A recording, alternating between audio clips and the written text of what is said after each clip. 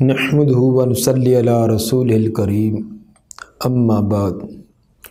सहीहुल बुखारी किताबुल वुज़ू बाब नंबर 4 हदीस नंबर 137। बाबुन ला यतवद्दअ मिन शक्क हत्ता यस्तयकिन। बाब इस सिलसिला में कि ना कोई वुज़ू करे शक की बिना पर यहाँ तक कि उसको यकीन हो जाए।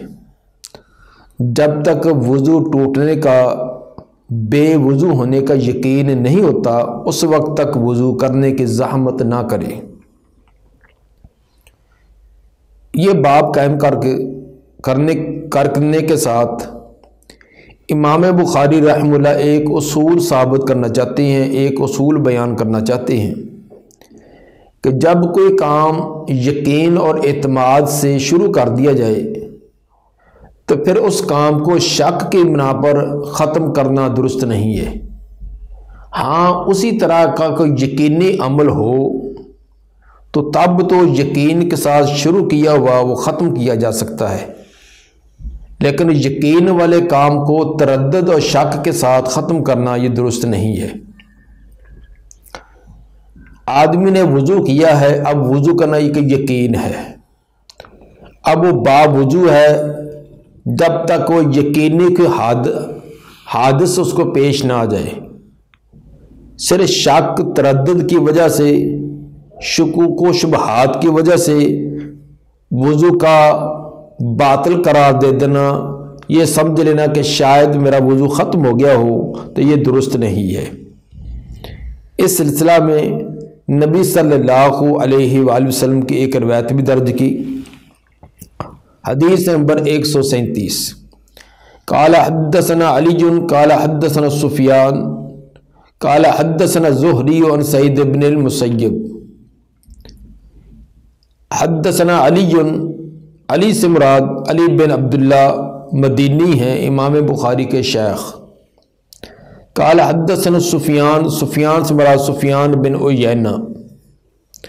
काला हद्दसना ज़ुहरी, मोहम्मद बिन शिहाब ज़ुहरी मुराद।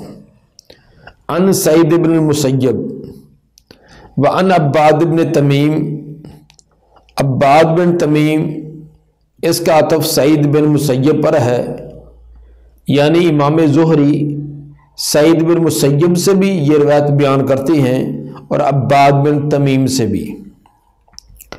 अन अम्मे ही, और अब्बाद बिन तमीम अपने चचा से बयान करते हैं, और अन अम्मी से मुराद अब्दुल्ला बिन ज़ैद बिन आसिम माज़नी अंसारी हैं। जिस तरह के इमाम मुस्लिम अपनी सहीह मुस्लिम के हदीस नंबर 361 में इसकी सराहत उन्होंने फरमाई है। अन्नहु शका इला रसूलिल्लाह सल्लल्लाहु अलैहि वसल्लम अर्रजुलु अल्लज़ी युख़य्यरु इलैहि। अब्बाद बिन तमीम के चचा उन्होंने ये बात बयान की या ये शिकायत की आपकी तरफ कि एक आदमी है अल्लज़ी युख़य्यरु इलैहि, जिसको ये ख्याल आता है कि अन्नहु याजिद शैया फी सलाते, कि नमाज के दौरान उसने कोई शय पाई है।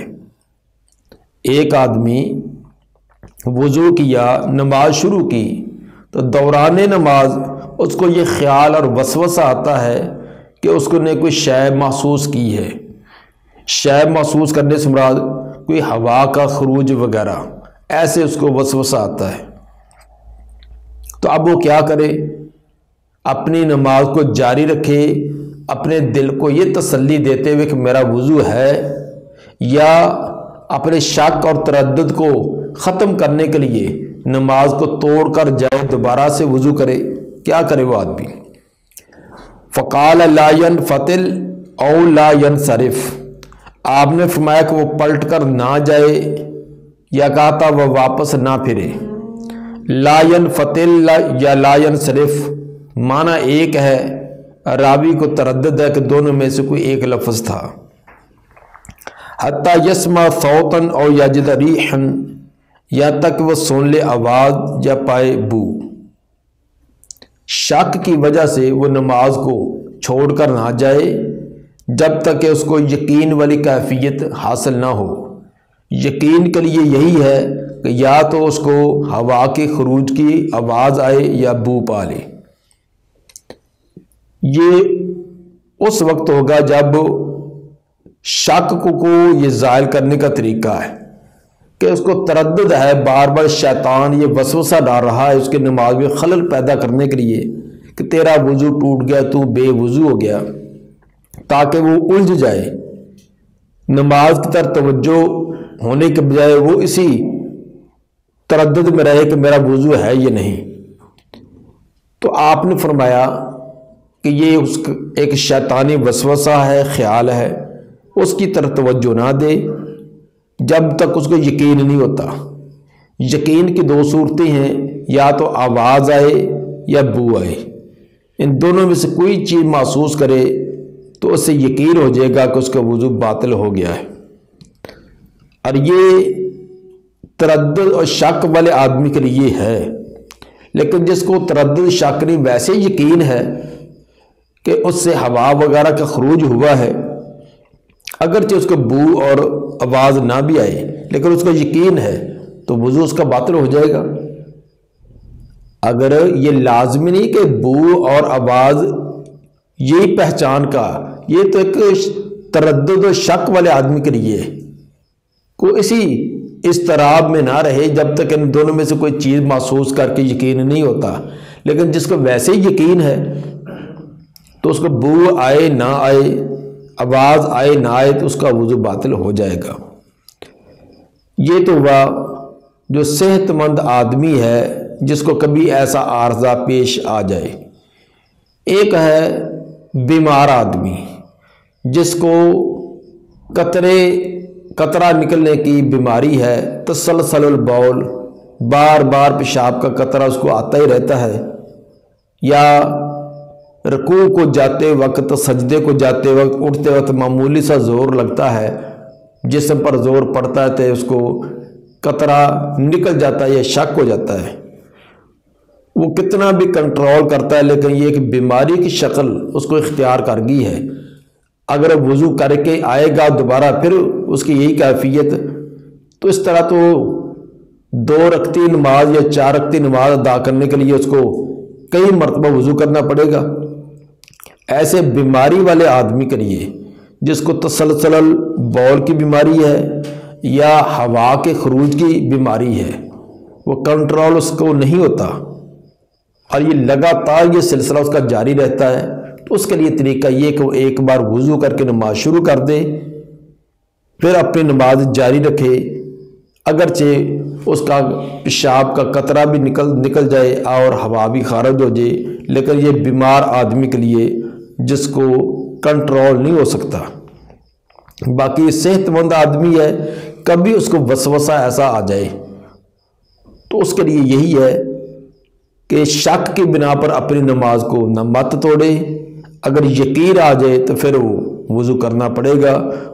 یقین کے لیے 2 صورتیں بیان کی، یا بو آئے یا اس کو آواز آ جائے۔ حتی یسمع فوتن او یجد ریحن، یہاں تک کہ سنے آواز یا پائے بو۔ حدیث نمبر باب نمبر 5، باب تخفیف فی الوضو۔ یہ باب ہے وضو کے اندر تخفیف کرنا، ہلکا وضو کرنا۔ ہلکے وضو سے مراد کہ وضو کے اعضاء کا ایک مرتبہ دھونا یہ تو فرض ہے، لازم ہے، ضروری ہے۔ تو ایک مرتبہ اعضاء کو دھونا یہ تخفیف وضو ہے، ہلکا وضو ہے کہ جو فرض پر عمل ہو گیا ہے۔ باقی رہا اعضاء کو 2 مرتبہ دھونا یا 3 مرتبہ دھونا، یہ کامل قسم کا وضو ہے۔ کامل سے مراد کے بہترین اور شاندار قسم کا یہ وضو ہوگا۔ تو بہرحال تخفیف سے یہاں مراد ایک مرتبہ اعضاء کو دھونا مراد ہے۔ اس کے لیے حدیث نمبر 137 امام بخاری لائے ہیں۔ قال حدثنا علی بن عبداللہ قال حدثنا سفیان سے مراد سفیان بن عیینہ عن عمر، سفیان بن عیینہ عمر سے بیان کرتی ہیں، عمر سے مراد عمر بن دینار مکی ہیں۔ قال اخبرنی قریب عن ابن عباس ان نبی صلی اللہ علیہ وسلم نام حتی نافخا، نبی صلی اللہ علیہ وسلم سوئے یہاں تک کہ آپ خرانٹے لینے لگے۔ نافخہ کا اصل میں معنی ہوتا ہے کھینچ کھینچ کا سانس لینا، یعنی جس کے اندر ناک سے یا منہ سے تھوڑی سی آواز بھی پیدا ہو جائے۔ ثم صلی، پھر آپ نے نماز پڑھی۔ وربما قال، اور بعض اوقات راوی نے ایسے لفظ بیان کیے ہیں کہ اضطجع، آپ لیٹے، حتی نافخہ، یہاں تک کہ آپ کو خرانٹے لینے لگے۔ ثم قام فصلی، پھر آپ کھڑے ہوئے اور نماز پڑھی۔ یہ روایت اختصار کے ساتھ ابن عباس رضی اللہ عنہما سے مروی ہے، اور یہی روایت تفصیل کے ساتھ حضرت سفیان بن عیینہ نے جب بیان کیا وہ اس طرح ہے جو آگے بیان کی ہے۔ ثم حدثنا بی سفیان مرتن بعد مرتن، پھر بیان کی یہ حدیث سفیان بن عیینہ نے مرتن بعد مرتن، ایک مرتبہ کے بعد دوسری مرتبہ، یعنی کسی دوسری مرتبہ انہوں نے یہ تفصیل سے بیان کی۔ گویا کہ پیچھے جو اختصار کیا تھا یہ سفیان بن عیینہ نے اختصار کیا ہے۔ جب دوسری مرتبہ بیان کیا ان عمر سے اور ان قریب ان ابن عباس، وہ تفصیلی روایت یہ ہے کہ حضرت ابن عباس رضی اللہ عنہما فرماتے ہیں کہ بت عند خالتی میمونۃ لیلۃ، میں نے رات گزاری اپنی خالہ حضرت میمونہ رضی اللہ تعالی عنہ کے پاس ایک رات میں نے اپنی خالہ حضرت میمونہ رضی اللہ تعالی عنہ کے پاس گزاری۔ رات گزارنے کا مقصد یہ تھا کہ نبی صلی اللہ علیہ وآلہ وسلم کے رات کے معمولات دیکھے جائیں۔ چنانچہ فقام النبی صلی اللہ علیہ وسلم من اللیل، نبی صلی اللہ علیہ وآلہ وسلم رات کو کھڑے ہوئے، کچھ دیر نیند کرنے کے بعد پھر آپ رات کو کھڑے ہوئے۔ فلما کان فی بعض اللیل، جب رات کا کچھ حصہ ہوا، قام النبی صلی اللہ علیہ وسلم، تو نبی صلی اللہ علیہ وسلم کھڑے ہوئے، فتوضأ من شن معلق وضوءا خفیفا، تو نبی صلی اللہ علیہ وسلم نے ایک لٹکے ہوئے مشکیزے سے وضو کیا، پانی کا مشکیزہ جو لٹک رہا تھا اس سے وضو کیا، وضوءا خفیفا، وضو ہلکا کیا، ہلکے سے مراد ایک مرتبہ اعضاء کا دھونا۔ یخفف امر و یقللہ، تخفیف بیان کر رہے تھے اس کی، امر اور قلت بیان کر رہے تھے۔ جب عمر بن دینار نے یہ روایت بیان کی تو وضو کے بیان کرنے کے اسلوب میں یا اشارات کے اندر تخفیف کا تھا۔ اشارات کے اندر مثلا کہنا کہ مختصر سا وضو کیا، ایسے ہاتھ کا اشارہ کیا، اور لب و لہجے سے بھی وہ یہ اظہار کر رہے تھے کہ آپ کا وضو ہلکا تھا، یعنی ایک مرتبہ اعضاء دھوئے تھے۔ یہی امام بخاری رحمہ اللہ ان الفاظ سے ثابت کرنا چاہتی ہیں کہ ایک مرتبہ وضو کرنا، خفیف وضو کرنا یہ جائز ہے، اس سے وضو درست ہو جاتا ہے۔ وقام یصلی، پھر آپ کھڑے ہوئے نماز پڑھنے لگے۔ فتوضأت نحو مما توضأ، ابن عباس رضی اللہ عنہما فرماتے ہیں کہ میں نے وضو کیا اسی طرح جس طرح آپ نے وضو کیا تھا، میں ایسا سے اٹھا تو جیسے آپ نے مشکیزے سے وضو کیا میں نے بھی اسی طرح وضو کیا۔ ثم جئت فقمت عن یسارہ وربما قال سفیان عن شمالہ، پھر میں آیا، میں کھڑا ہو گیا آپ کی بائیں طرف۔ سفیان بن عیینہ نے کبھی یسار کا لفظ بولا، کبھی شمال کا لفظ بولا، معنی دونوں کا ایک ہے، کیونکہ ظن غالب ذہن کے اندر ظاہری بات یہی آتی ہے کہ امام کی شان مرتبہ اور مقام زیادہ، تو مقتدی کو الٹے ہاتھ کھڑا ہونا چاہیے۔ یہ سوچ کر ابن عباس رضی اللہ عنہما آپ کے بائیں طرف الٹے ہاتھ کھڑے ہو گئے، جبکہ اصول یہ ہے کہ جب امام اور مقتدی دو ہی فرد ہوں، امام ہے اور ایک ہی مقتدی ہے، تو پھر مقتدی کو امام کے دائیں ہاتھ کھڑا ہونا چاہیے، یہ ہے شرعی اصول۔ تو ابن عباس رضی اللہ عنہما چھوٹے بچے تھے، پھر ان کو اس بات کا علم نہیں تھا، تو انہوں نے قیاس کیا کہ امام کی شان مرتبہ اور مقام زیادہ ہے، پھر خصوصاً امام بھی نبی صلی اللہ علیہ وآلہ وسلم ہے، تو آپ کو دائیں طرف کھڑا ہونا چاہیے، تو مقتدی کو الٹے ہاتھ کھڑا ہونا چاہیے، وہ الٹے ہاتھ کھڑے ہو گئے۔ فرماتے ہیں فحولنی، تو آپ نے مجھے گھمایا، فجعلنی عن یمینہ، اور آپ نے مجھے اپنی دائیں طرف کر لیا۔ اس سے ثابت ہو گیا کہ مقتدی اگر ایک ہے تو امام کے برابر کھڑا ہوگا اور امام کے دائیں ہاتھ کھڑا ہوگا۔ اور اس سے یہ بھی ثابت ہوا کہ نماز کے دوران اگر کسی سے غلطی ہے تو نماز کے دوران بھی اس کی اصلاح کی جا سکتی ہے۔ اور یہ بھی ثابت ہوا کہ نماز کی اصلاح کے لیے اگر کچھ تھوڑی بہت حرکت بھی کر لی جائے، جیسے بائیں طرف سے گھما کر آپ نے ابن عباس کو دائیں طرف کیا ہے، تو نماز کے دوران اتنی اگر نماز کی اصلاح کے لیے، درستگی کے لیے حرکت بھی کر لی جائے تو اس کے اندر کوئی خامی نہیں ہے، غلطی نہیں ہے۔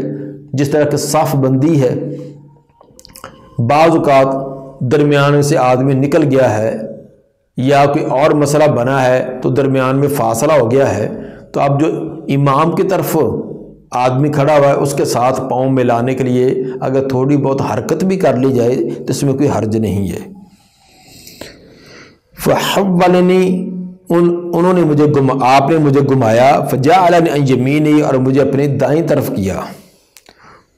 ثم صلی ما شاء اللہ، پھر آپ نے نماز پڑھی جتنی دیر اللہ نے چاہا، پھر جتنا اللہ نے چاہا، آپ اللہ نے توفیق دی، اتنی دیر آپ نماز پڑھتے رہے۔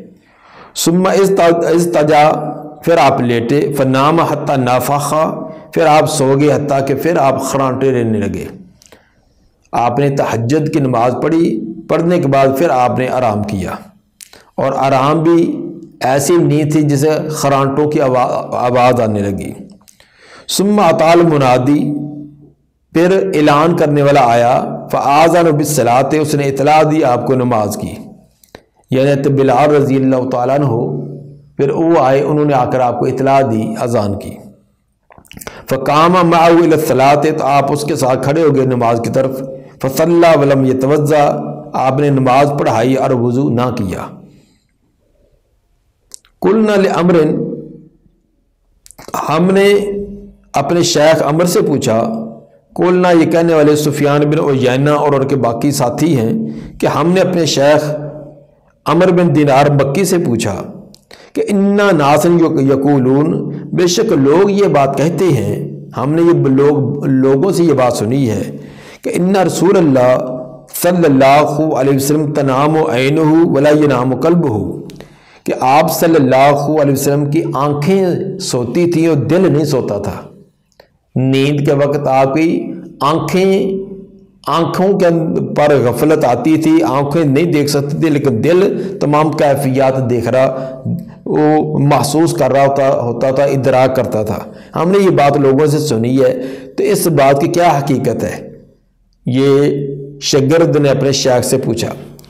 قال عمر، تو حضرت عمر رحم اللہ نے فرمانے لگے، سمعت عبید بن عمیر، میں نے عبید بن عمیر سے یہ بات سنی، وہ فرما رہے تھے کہ روی الانبیاء وحی، انبیاء کا خواب وحی ہوتی ہے، انبیاء کا خواب وحی ہے۔ ثم قارا، پھر بطور دلیل اور استشہاد کے انہوں نے یہ آیت پڑھی، سورہ صافات کی آیت نمبر 102، کہ انی ارا فی المنام انی اذبحک۔ سیدنا ابراہیم علیہ السلام نے اپنے بیٹے کو کہا تھا کہ بے شک میں نے دیکھا ہے آپ کو خواب کے اندر کہ میں آپ کو ذبح کر رہا ہوں۔ تو یہ ابراہیم علیہ السلام نے خواب میں دیکھا، تو چونکہ انبیاء کا خواب وہی ہوتی ہے تو پھر اس کے مطابق عمل بھی کیا۔ کیوں؟ ابراہیم علیہ السلام جانتے تھے کہ یہ صرف ایک خواب نہیں بلکہ اللہ کا یہ حکم ہے، کیونکہ انبیاء کا خواب یہ وہی ہوتی ہے۔ اور بیٹے نے بھی ذبح ہونے کے لیے تیار ہو گئے، کیونکہ بیٹا بھی جانتا تھا کہ جو خواب کے اندر میرے باپ کو چیز دکھلائی گئی ہے وہ اللہ کا پیغام ہے، وہ وحی ہے۔ اس سے عمر بن دینار رحم اللہ یہ بات ثابت کرنا چاہتے ہیں کہ انبیاء کے خواب چونکہ وحی ہوتے ہیں اور وحی کا یاد رکھنا یہ دل کا کام ہے، تو اگر دل بیدار نہ ہو تو وحی کی حفاظت کیسے ہوگی؟ معلوم سے انہوں نے ثابت سے انہوں نے یہ کیا کہ واقعی انبیاء کے دل جو ہے وہ نیند کی حالت کے اندر بھی وہ بیدار ہوتی ہیں، ان کو ادراک ہوتا ہے، ان کو اپنے جسم کے ساتھ ہونے والے جو احوال ہیں ان کا علم ہوتا ہے۔ ثابت سے یہ کیا کہ نیند بذات خود یہ نواقض وضو نہیں ہے، نیند بذات خود اس سے وضو نہیں ٹوٹتا، ہاں البتہ نیند مزنہ وضو ہے، اس کی وجہ سے یہ گمان ہوتا ہے کہ شاید وضو کرنے کی ضرورت پیش آ گئی ہے۔ وضو کے لیے تو سبیل عین سے خروج ہے کہ سبیل عین سے کوئی چیز خارج ہو جائے، خواب بول و براد خارج ہو جائے یا ری خارج ہو جائے تو وضو تب باطل ہوتا ہے۔ تو نیند جب آتی ہے تو اس وقت انسان کو شعور نہیں ہوتا کہ میرے سبیل عین سے کوئی چیز خارج ہوئی ہے یا نہیں، تو اس سے وہم ہوتا ہے کہ نیند آنے کی وجہ سے وضو شاید باطل ہو گیا ہو۔ تو باقی لوگوں کو تو علم نہیں ہوتا نیند آنے کی وجہ سے کہ اس سے جسم سے کوئی چیز خارج ہوئی ہے یا نہیں، لیکن انبیاء ان کو چونکہ دل ان کا بیدار ہوتا ہے، نیند کی حالت میں بھی دل بیدار ہوتا ہے، تو ان کو اپنے جسم کے ساتھ ہونے والے عوارض کا علم ہوتا ہے۔ یہی وجہ ہے کہ اگر آپ نیند کے اندر آپ کو پتا ہے کہ میرے سبیل سے کس چیز کا خروج ہوا یہ نہیں، اگر ہوا ہوتا تو پھر تو آپ نیند سے بیدار کر وضو کرتے، جس طرح کہ پہلے تذکرہ ہے کہ آپ مشکیزے کی طرح کھڑے ہوئے وضو کیا ہے، حالانکہ وہ بھی تو نیند تھی، لیکن اس نیند کے اندر آپ کو پتا تھا کہ میرا وضو پہلا ختم ہو چکا ہے، لیکن یہ دوبارہ جو ہے اس وقت بھی آپ نے نیند کی ہے، اور نیند بھی وہ جس میں خرانٹے ہیں، لیکن آپ کو پتا تھا کہ اس نیند کی وجہ سے مجھ سے کوئی وضو کو فاسد کرنے والی، وضو کو ختم کرنے والی کوئی چیز سرزد نہیں ہوئی۔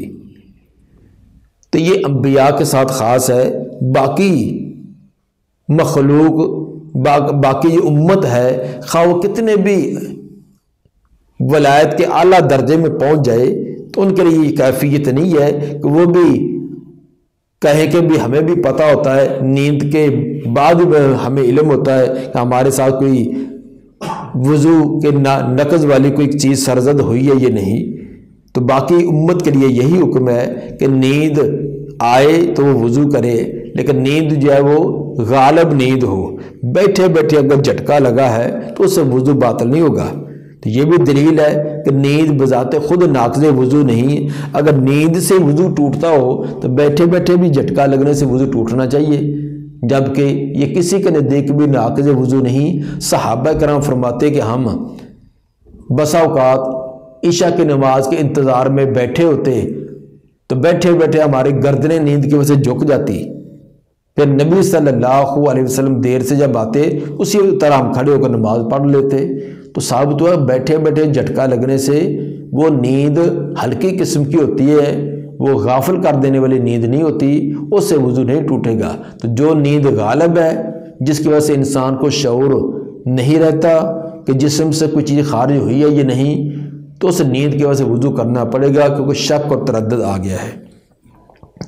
امام بخاری رحمہ اللہ نے اس باب کے اندر یہ ثابت کیا کہ ہلکا وضو کرنا یہ درست ہے، اس سے نماز ادا ہو جاتی ہے، اور مطلوب اور مقصود ایک ایک مرتبہ ہے، البتہ اگر تین تین مرتبہ آزاد ہو جائیں تو یہ ایک بڑا بہترین اور مکمل ترین یہ وضو ہوگا۔ اللہ تعالیٰ میں عمل کی توفیق عطا فرمائے۔ سبحان ربک رب العزت عما یصفون وسلام علی المرسلین والحمد للہ رب العالمین۔